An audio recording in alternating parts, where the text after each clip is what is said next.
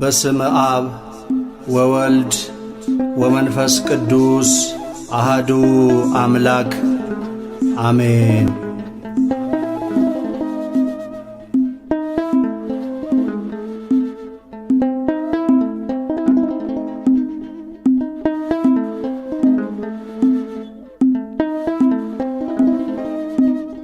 ገጽና ማትቤ ልጀምር ውዳሴ በትምህርተ መስቀል በስመ ሥላሴ።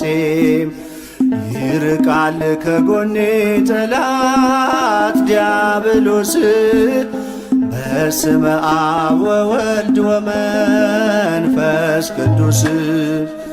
ገጽና ማትቤ ልጀምር ውዳሴ